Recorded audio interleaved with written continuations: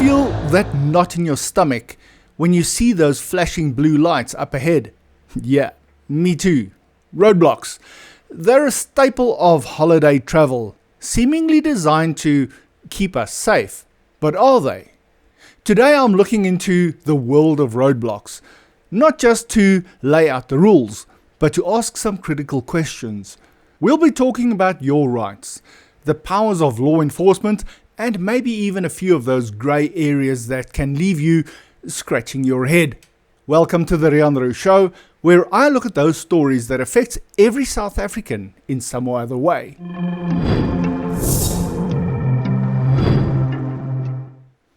As we head into the busy holiday season, many of us will be hitting the road, travelling to see loved ones or explore the country, take a break in the bushveld, or enjoy a relaxing time on one of the popular beaches and soak up some sun. This also means that we are more likely to encounter those dreaded roadblocks. We are often told they're about catching drunk drivers and removing unsafe cars from the road, which is undeniably a good thing, right?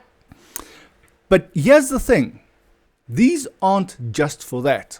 The Road Traffic Management Corporation, RTMC, has clearly stated that roadblocks are also used to nab motorists with outstanding fines, arrest warrants, and even identify cars implicated in crimes. So the net is much wider than we might think. Let's start with the basics. The RTMC says officers at a properly authorized roadblock have the right to search any person without a warrant. This is huge. Now here's a caveat. They can only do this if you consent to a search or they have reasonable grounds to do so. But what exactly does reasonable grounds mean?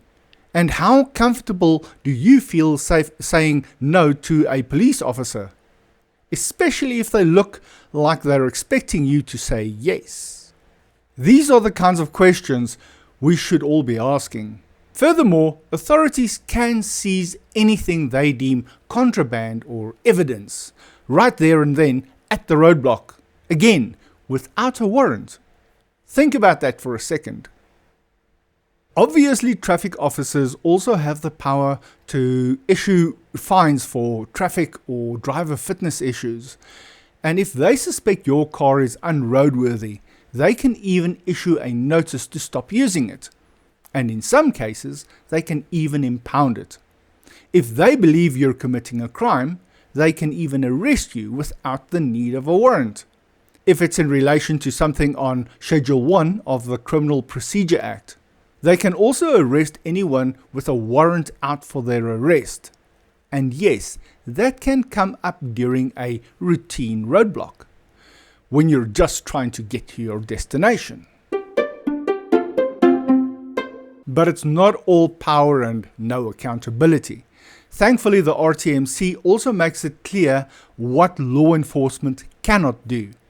They aren't allowed to physically or verbally abuse you or damage your property. They're not allowed to ask for bribes. It's illegal. This is important because, unfortunately, we all know that corrupt officers do exist. It's easy to feel powerless, but that's not the case. Remember, it is your right to ask to see an officer's certificate of appointment. This is a card providing their authority to act as a peace officer. Also, you are within your rights to demand to see evidence if they state that you have a warrant out for your arrest. Don't let anyone make you feel like you're in the wrong for knowing your rights. Here's where things do get a little murky. The RTMC says that you can refuse arbitrary searches of your person or property unless good reasons exist. But again, what constitutes good reasons? That's highly subjective, isn't it? How is this decided at a moment's notice by a possibly stressed out officer in the middle of the road? This is something we should really consider. Let's be clear, it's absolutely crucial to cooperate with lawful instructions. resisting arrest, refusing a breathalyzer test or blood sample, offering bribes, or physically or verbally assaulting officers. These are all clear violations of the law, and you will be in trouble. We need to respect the work that law enforcement does to keep us safe, and in turn, law enforcement needs to respect us. It has to be a two-way street. So what does this all mean for you? Well, it means that when you approach a roadblock, a little more knowledge can go a long way. Here are some questions I want you to consider. Do you know your rights well enough to confidently assert them? How comfortable are you questioning authority, especially if you feel something isn't right? What are the steps you'd take if you believe your rights are being violated during a roadblock? What is the line that needs to be drawn between necessary policing and potential overreach? These are difficult questions, but they are extremely necessary to have this understanding. The RTMC has also provided a list of emergency numbers. Keep these handy, especially during this busy time.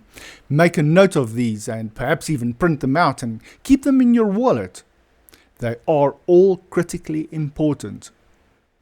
The goal of this video isn't to promote distrust towards the authorities. It's to empower you with the information you need to make informed decisions and navigate these situations with confidence. It's about fostering a more accountable system. It's about understanding the power dynamics at play and where you fit in.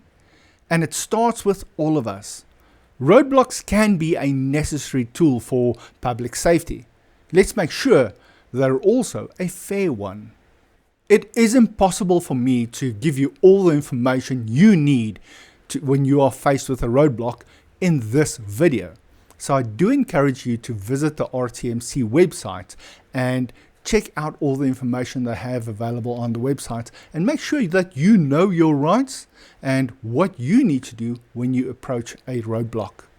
What are your thoughts about roadblocks during the festive season? Please pop a comment in the comment section below.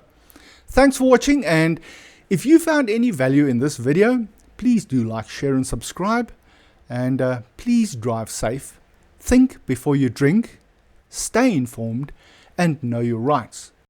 I will see you in the next video.